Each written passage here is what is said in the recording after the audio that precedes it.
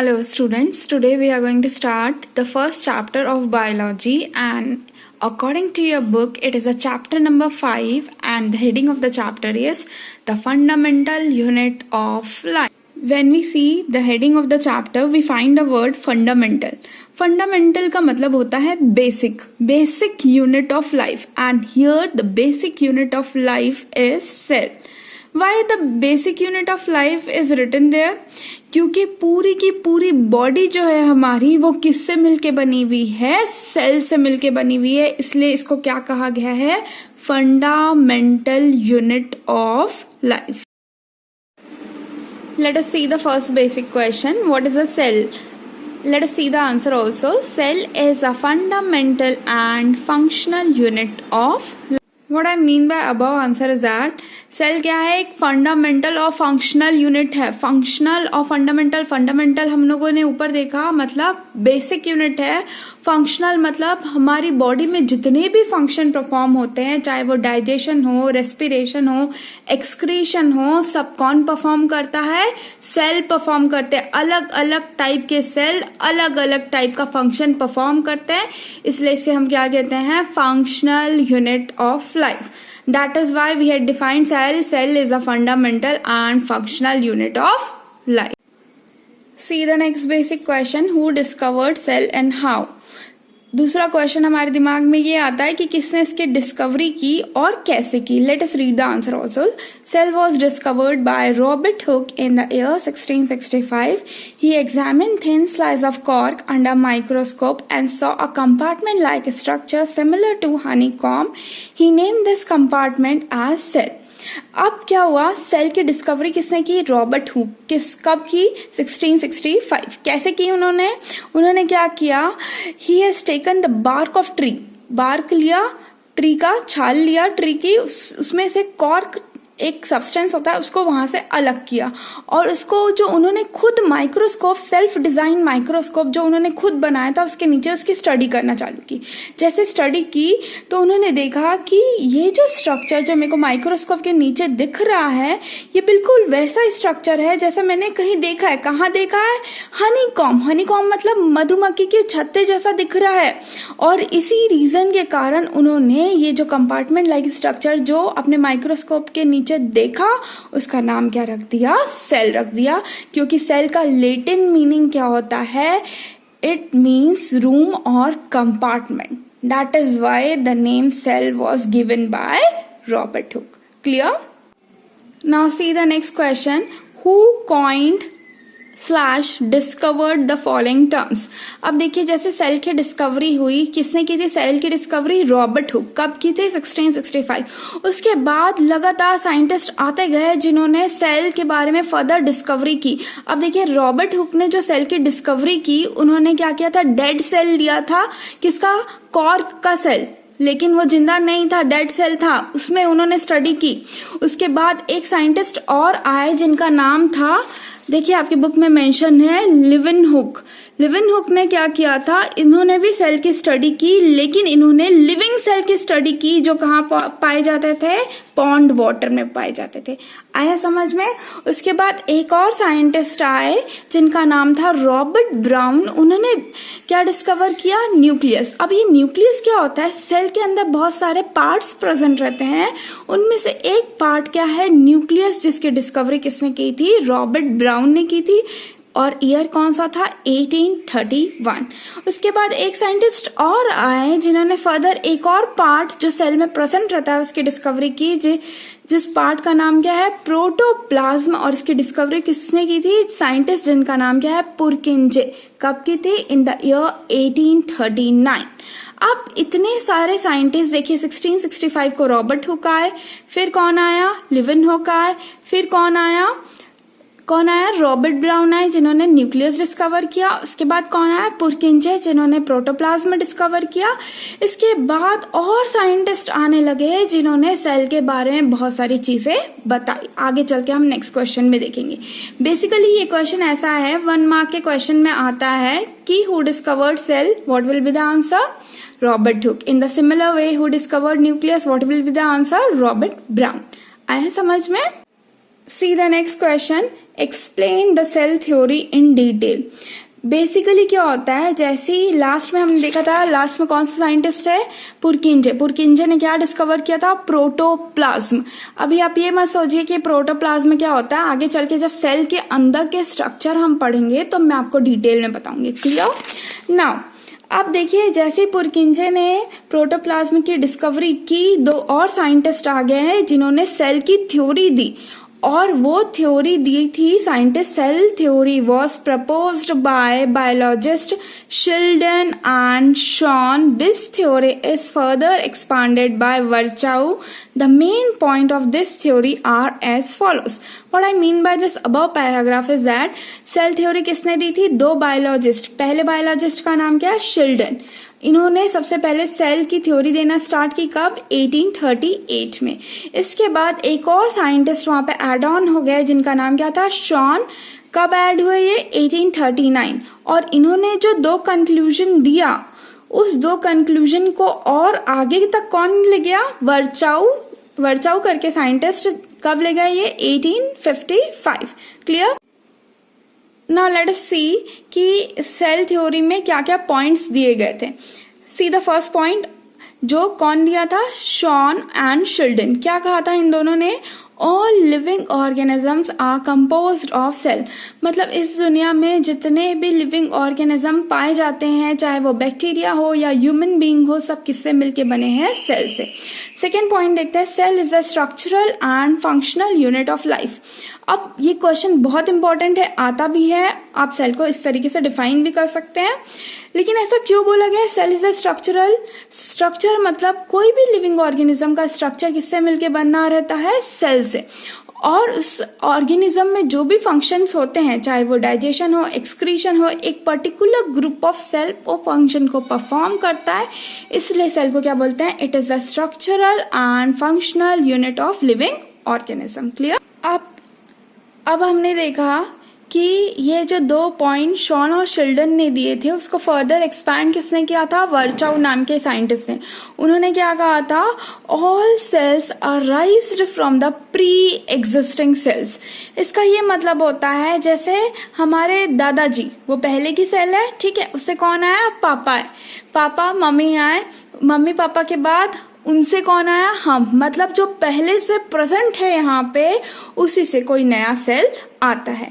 इस पॉइंट का मतलब समझ में आया आपको, all the cells arise from the pre existing cells. Okay, this is all about the cell theory and it consist of three conclusion, that is all the living organism are composed of cells. Cell is second one, cell is a structural and functional unit of living organism.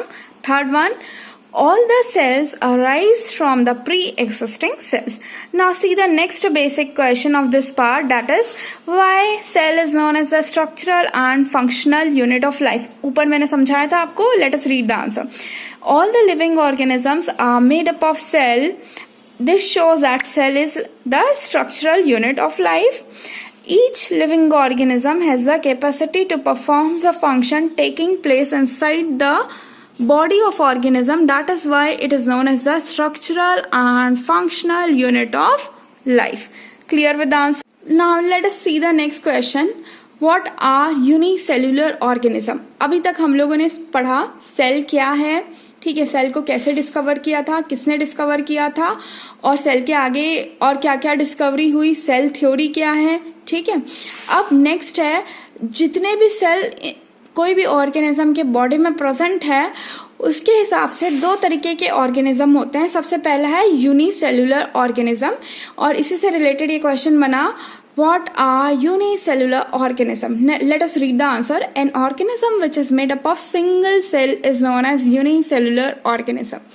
Uni मतलब क्या होता है, single, cellular मतलब cell. ऐसा organism जो सिर्फ एक cell से मिलके बना है, ये ऐसा ऑर्गेनिज्म क्या कहलाता है, यूनिसेल्युलर। मतलब एक ही सेल उस पर्टिकुलर ऑर्गेनिज्म में डाइजेशन भी कर रही होगी, वही एक्सक्रीशन भी करेगी, वही रेस्पिरेशन करेगी, कोई दूसरी सेल नहीं, एक ही सेल से सब काम हो रहा है। और ऐसे एग्जाम्पल क्या क्या है इसके, अमीबा और paramecium. Clear. Now let us see the second category of organism, that is multicellular organism. Question क्या बन सकता है, What are multicellular organism? Let us read the answer. An organism which is made up of different kinds of cells are known as multicellular organism. Example, human being, plants, animals, etc. अब देखिए ये multi word, multi का मतलब क्या होता है? Many. ऐसा organism जो बहुत सारे सेल से मिलके बनता है वो क्या कहलाता है? Multi cellular organism. अब बहुत सारे सेल्स रहेंगे तो इनका ये फायदा होएगा कि काम डिस्ट्रीब्यूट होएगा, there will be division of labour.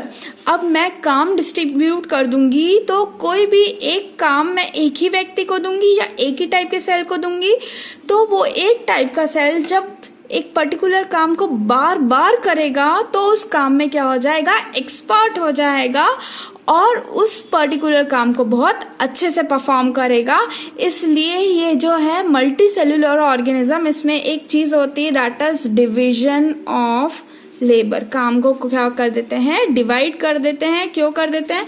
क्योंकि यहाँ पे अलग अलग तरीके के सेल पाए जाते हैं, जो सिमिलर रहते हैं उनको एक ग्रुप बना देते हैं, फिर दूसरा ग्रुप दूसरे टाइप की सेल का, और ऐसे करके हम काम को इसमें क्या कर देते हैं? बांट देते हैं। इससे काम क्या हो जाता है? बहुत अच्छे तरीके से परफॉर्म होता है। Take the example of human being. हमारे बॉडी पार्ट में बहुत सारे सेल पाए जाते हैं। कुछ सेल्स डाइजेस्टिव सेल्स रहते हैं, कुछ एक्सक्रीटिव सेल्स रहते हैं, कुछ रेस्पिरेशन परफॉर्म करते हैं। आया समझ में? और इस तरीके के ऑर्गेनिज्म को हम क्या कहते हैं? Multi cellular organism. मतलब जितने भी टाइप के सेल बॉडी में प्रेजेंट है उसके हिसाब से दो तरीके के ऑर्गेनिज्म होते हैं। First unicellular, second multi cellular. Unicellular मतलब जिसमें एक ही टाइप के सेल प्रेजेंट है, मल्टी मतलब बहुत सारे टाइप के सेल प्रेजेंट है। Clear? Now to understand what are the things that is found inside the cell, we are going to deal with one experiment, that is onion peel experiment. Cell के अंदर क्या क्या चीज पाई जाती है इसको जानने के लिए हम एक एक्सपेरिमेंट कर रहे हैं जिसको हम कहते हैं क्या? Onion peel experiment. Now let us begin with the experiment. For doing the experiment, what we required? Onion.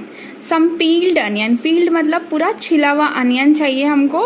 अब उस अनियन से हम क्या करेंगे? उसकी स्किन, जो आपने देखा होगा जो अनियन रहता है उसमें एक झिल्ली लगी रहती है ट्रांसपेरेंट, उसको हम वो अनियन से क्या करेंगे? अलग करेंगे with the help of forceps. ठीक है, ये चिमटी है जिसको हम क्या कहते हैं? फोर्सेप्स। ठीक है, अब ये जो झिल्ली हमने अलग की उसको एक टेस्ट ट्यूब में रखेंगे। We are suppose to place it in a test tube.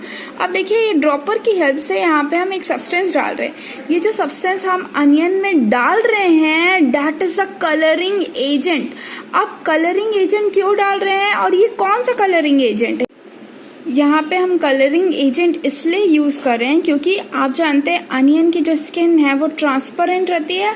अगर मेरे को ट्रांसपेरेंट कोई भी सब्सटेंस माइक्रोस्कोप के नीचे देखना है, it is very difficult to observe. कुछ भी अच्छे से नहीं दिखेगा, कुछ क्लियर ही नहीं होगा, तो मैं क्या करती हूँ? उसको कलर कर देती हूँ। Colour is going to enhance the clarity when we place it inside the microscope. Okay, now here the colouring agent. Colour करने के लिए हम क्या यूज कर रहे हैं यहाँ पे? Methyl blue. ये क्या करेगा? जो अनियन की स्किन है उसमें क्या करेगा? ब्लू कलर एड ऑन कर देगा। अब जैसे ब्लू कलर एड ऑन होगा, it is going to enhance the clarity when it is placed below the microscope. Okay, अब नेक्स्ट स्टेप में हम लोग क्या करेंगे? ये जो कलर किया हमने ये थर्ड वाले स्टेप में अनियन के स्किन को, इस स्किन में हम लोग क्या करेंगे? थोड़ा सा ग्लिसरीन ऐड करेंगे। अब देखिए ग्लिसरीन क्यों ऐड करते हैं? आप घर में भी यूज करते होंगे ग्लिसरीन। ठीक है, क्यों यूज करते हैं? ताकि हमको मॉइस्चराइजर प्रोवाइड करे वो। ठीक है, अब यहाँ पे अनियन की जो स्किन है, क्योंकि हम माइक्रोस्कोप के नीचे जब उसमें एक्सपेरिमेंट करेंगे तो बहुत घंटे लग सकते हैं, तो उस टाइम वो सूखे ना, इसलिए हम क्या लगाते हैं? ग्लिसरीन। ओके, अब ये जो ग्लिसरीन है it is basically use to provide moisture to the onion skin. अब जैसे ग्लिसरीन लगाया, इसके ऊपर क्या लगा देंगे? एक और टेस्ट ट्यूब लगा देंगे और इसको माइक्रोस्कोप के नीचे एग्जामिन करेंगे। और जैसे ही हम एग्जामिन करेंगे, what we found? We found a room-like structure. It is having a boundary and one dark color object is also present there and some fluid material is also there. This boundary is known as what? Plasma membrane. क्या मिला हमको सबसे पहले? Plasma membrane. ठीक, अब इसके बाद ये जो डार्क ऑब्जेक्ट है that is known as what? Nucleus. आप यहाँ पे दिखा है ना न्यूक्लियस, इसमें देखिए ये आपको स्किन कलर का एक और सब्सटेंस दिख रहा है, that is nothing but the cytoplasm, जो इसके सेल के पूरे अंदर भरा हुआ है। आया समझ में? मतलब अनियन की स्किन को जैसे मैंने माइक्रोस्कोप के नीचे देखा, बिल्कुल मेरे को हनीकॉम जैसा स्ट्रक्चर दिखा, बहुत सारे रूम लाइक स्ट्रक्चर जिसमें पूरी बाउंड्री भी है, बाउंड्री के अंदर कुछ सब्सटेंस भरा हुआ है जिसको साइटोप्लाज्म कहते हैं। सेंटर में एक डार्क स्फेरिकल ऑब्जेक्ट प्रेजेंट है जिसको हम क्या कहते हैं? न्यूक्लियस। तो बेसिकली सेल जो है 3 चीजों से मिलके बना होता है, that is plasma membrane, nucleus and cytoplasm. Clear? Now look into your book. It is also mentioned there, cells of an onion peel. This is what we had done in the previous experiment. हमने experiment में देखा कि हमको एक room like structure दिखा, ये dark वाला object क्या है? न्यूक्लियस, ये बाउंड्री क्या है? प्लाज्मा मेम्ब्रेन, और ये ब्लू कलर का जो सब्सटेंस है that is nothing but the cytoplasm. कैसे दिखा? ये क्या है? अनियन की स्किन है। कैसे देखा हमने इसको? माइक्रोस्कोप के नीचे देखा और बहुत सारे प्रोसीजर फॉलो किए। Clear with the experiment? इस एक्सपेरिमेंट को करने से हमको फायदे क्या हुए कि हमको 3 चीजें पता चली, जो 3 मेन चीजें सेल के अंदर पाई जाती। क्या क्या पाई जाती है? Plasma membrane first one, second one nucleus, third one cytoplasm. Clear? अभी तक हम लोगों ने देखा कि सेल क्या है, सेल की डिस्कवरी कैसे हुई, कौन कौन से साइंटिस्ट इन्वॉल्व थे, सेल थ्योरी क्या है, यूनिसेल्युलर ऑर्गेनिज्म क्या है, मल्टीसेल्युलर ऑर्गेनिज्म क्या है, अनियन पील एक्सपेरिमेंट क्या है। अब देखते हैं कितने टाइप के सेल होते हैं। कितने टाइप के होते हैं cell? Basically there are 2 types of cell, that is eukaryotic cell and prokaryotic cell. Now let us see the next basic question. Differentiate between prokaryotic and eukaryotic cell. Now let us start with the answer. In one column the heading is prokaryotic cell and in another column the heading is eukaryotic cell. अब देखिए दोनों में आपको एक word common दिख रहा है, that is karyotic. Karyotic का मतलब होता है न्यूक्लियस एंड प्रो का मतलब होता है प्रिमिटिव। प्रो का क्या मीनिंग होता है? प्रिमिटिव, पुराना न्यूक्लियस जिस सेल में प्रेजेंट है उसको क्या बोलते हैं? Prokaryotic cell. यू मतलब होता है ट्रू न्यूक्लियस, जिसमें ट्रू न्यूक्लियस प्रेजेंट है वो सेल क्या कहलाती है? Eukaryotic cell. इसमें और भी डिफरेंसेस होते हैं। Let us read the answer. Now see the first point, they are generally small in size. Basically कितना साइज रहता है? 1 से 10 माइक्रोमीटर। और यहाँ पे क्या लिखा है यूकैरियोटिक में? They are generally large in size, that is 5 to 100 micrometre. ऐसा क्यों लिखा है? ये छोटे क्यों होते हैं, ये बड़े क्यों होते हैं? देखिए ये मैंने बताया आपको, प्रिमिटिव मतलब पहले के जमाने में जो पाया जाता था सबसे पहला सेल। एग्जाम्पल ले सकते हैं अमीबा, बैक्टीरिया, ये सारे कौन सा सेल है? प्रोकैरियोटिक। अब उसमें बहुत सारे अलग अलग टाइप के सेल नहीं प्रेजेंट होते थे, तो वो कैसा रहेगा? छोटे साइज का। अब इसमें बहुत सारे अलग अलग सेल के अंदर सेल ऑर्गेनल्स, मतलब सेल के अंदर बहुत सारी दूसरी सेल्स भी पाई जाती है जो अलग अलग काम करती है, इसलिए इसका साइज क्या हो जाता है? बढ़ जाता है। इसलिए यहाँ लिखा है they are large in size. अब देखिए second point, look at the second point, nuclear region undefined due to the absence of nuclear membrane known as nucleoid. यहाँ पे एक वेल डिफाइंड न्यूक्लियर रीजन नहीं प्रेजेंट रहता। डायग्राम में देखिए वहां पे जो न्यूक्लियर रीजन है, न्यूक्लियर मतलब जहाँ पे न्यूक्लियस प्रेजेंट है। अब ये न्यूक्लियस क्या होता है? न्यूक्लियस बेसिकली होता है सेल का ब्रेन, मतलब सेल को क्या करना है क्या नहीं करना है ये सारे इंस्ट्रक्शन कौन देता है सेल को? न्यूक्लियस। न्यूक्लियस को हम क्या बोलते हैं? सेल का ब्रेन। और इस न्यूक्लियस के अंदर भी बहुत सारे सब्सटेंसेस प्रेजेंट रहते हैं that help in the process of reproduction and many other. अब ये जो पॉइंट हमने यहाँ पे लिखा है, nuclear region undefined due to the absence of nuclear membrane. Membrane मतलब होता है कवरिंग।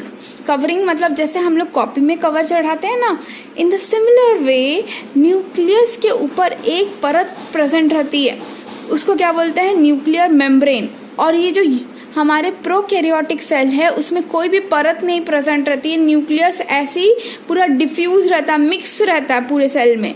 इसलिए न्यूक्लियस के साथ जो सब्सटेंस है वो भी मिक्स रहते हैं और उनको कलेक्टिवली हम क्या कहते हैं, न्यूक्लियाइड।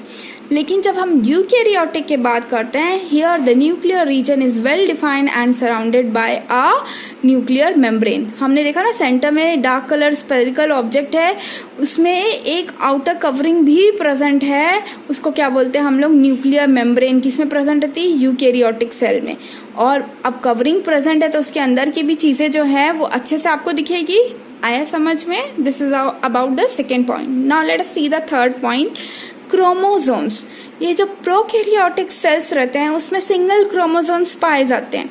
अब ये क्रोमोसोम्स क्या होता है, it is basically a thread like structure that decide the sex of the living organism. और प्रोकैरियोटिक सेल में ये सिंगल पाए जाते हैं और यूकैरियोटिक सेल में ये क्या है, it is more than one chromosomes are present. In case of which cell? Eukaryotic cell. Now see the fourth point, membrane bounded cell organelle absent. What I mean by membrane bounded cell organelles, मतलब क्या होता है, cell के अंदर बहुत सारी type की दूसरी टाइप की सेल्स भी पाई जाती है, बहुत सारे डिफरेंट सब्सटेंस पाए जाते हैं। वो किसमें नहीं प्रेजेंट रहता है, पुराने वाले सेल में नहीं प्रेजेंट रहता है। लेकिन जो नया वाला सेल है, क्योंकि ये डेवलप्ड है, इसमें बहुत डिफरेंट टाइप के सेल्स हैं, इसलिए ये क्या प्रेजेंट रहेगा, membrane bound cell organelles are present. मतलब डिफरेंट टाइप के ऑर्गन्स इसमें पाए जाएंगे। ठीक है, इसका एग्जाम्पल क्या होगा, पूरे के पूरे जितने यूनिसेलुलर ऑर्गेनिज्म आप लोगों ने पढ़ा था ना, यूनिसेलुलर ऑर्गेनिज्म, ये सारे किस कैटेगरी में आएंगे, prokaryotic cell. Example amoeba, bacteria etcetera. और यूकैरियोटिक मतलब नई सेल है, नई सेल में कौन कौन आएगा, human being, plants, animals, they belong to which cell, आपका eukaryotic cell. Now this eukaryotic cell is basically divided into two parts, that is plant cell and animal cell, जो आगे हम पढ़ेंगे। Clear? Now let us see the next basic question, that is what is plasma membrane. Also explain the functions of plasma membrane. इसके पहले हम लोगों ने onion पील experiment जो किया था उसमें हम लोगों को ये पता चला था सेल के अंदर तीन मेन कंपोनेंट है, प्लाज्मा मेम्ब्रेन, न्यूक्लियस और साइटोप्लाज्म। उससे रिलेटेड ये बेसिक क्वेश्चन बनता है कि प्लाज्मा मेम्ब्रेन क्या है और उसके फंक्शंस क्या है। Let us read the answer. It is the outermost covering of the cell which separates the contents of a cell from external environment. ये एक कवरिंग होती है, सेल की बाहरी परत रहती है जो सेल को बाहरी दुनिया से क्या करती है, अलग करती है। जैसे हमारी कॉपी में कवर चढ़ता है ना, तो कवर की भी एक कोट रहती है जो कॉपी को अलग करती बाहर से। ठीक है, तो वैसे प्लाज्मा मेम्ब्रेन काम करती है। इसमें आगे देखिए, it is living dedicated covering of the cell, ये इसमें जान रहती है और ये बहुत नाजुक रहती है। Now let us proceed with the functions. Plasma membrane is selectively permeable membrane because it allows the entry and exit of selected substance. What I mean by this point is that plasma membrane selectively permeable है। permeable मतलब होता है इसमें छोटे छोटे छेद मौजूद है। अब ये छेद से क्या होगा, छेद से चीजें क्या होती है, होल से चीजें आर पार होती है। वैसी सेल के अंदर अगर मेरे को कोई भी चीज भेजनी है तो मेरे को वहां पे क्या होना चाहिए, जगह होनी चाहिए, होल होना चाहिए।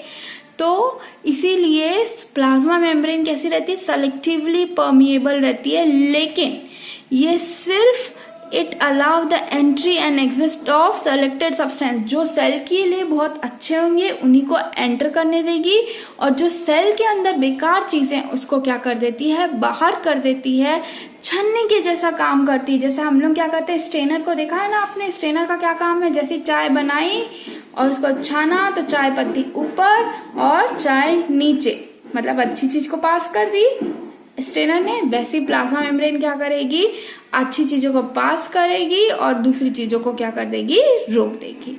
आया समझ में, सिलेक्शन करती है, इसलिए इसको सेलेक्टिवली परमिएबल बोलते हैं। ये क्वेश्चन आता है। See the next point, it protect the cell from injury and provide an outer boundary to the cell. आप कॉपी में जैसे हम कवर लगाते हैं, कवर का क्या फायदा होता है कि वो कॉपी को पानी या कोई भी तेल अगर का हाथ अगर हम लगा देते हैं उससे प्रोटेक्ट करता है। वैसे प्लाज्मा मेम्ब्रेन भी सेल को क्या इंजरी या चोट से बचाती है। आया समझ में, और कवरिंग प्रोवाइड करती है। Now see the next basic question. Define nucleus and write its function. अभी अनियन पील एक्सपेरिमेंट में हमने सेकेंड इम्पोर्टेंट कंपोनेंट जो सेल के अंदर देखा, डेट इज न्यूक्लियस. अब न्यूक्लियस के बारे में हमको डिफाइन करना है और डेफिनेशन लिखना है उसका और उसका फंक्शंस बताना है. ठीक है, let us read the answer. The dark colour spherical structure present near the centre of the cell is called nucleus. ये हम लोगों ने एक्सपेरिमेंट में देखा था. कंपार्टमेंट लाइक स्ट्रक्चर में बीच में एक काला कलर का डॉट था, ये क्या है? न्यूक्लियस. ठीक है, फंक्शन देखते हैं. The nucleus control all the activities of a cell, therefore it is called master of the cell / control centre of the cell / brain of the cell / director. 4 नाम होते हैं भाई. अब न्यूक्लियस सारी की सारी एक्टिविटी की, किसको क्या काम देना है, किससे क्या काम करवाना है, किसने कितना काम किया, ये सारा लेखा जोखा सेल का किसके पास होता है? न्यूक्लियस. इसलिए इसको मास्टर भी बोलते हैं, कंट्रोल सेंटर भी, ब्रेन भी और डायरेक्टर भी. See the next point. The chromatin of the nucleus contain all the genetic information that is required for the growth and development of organism.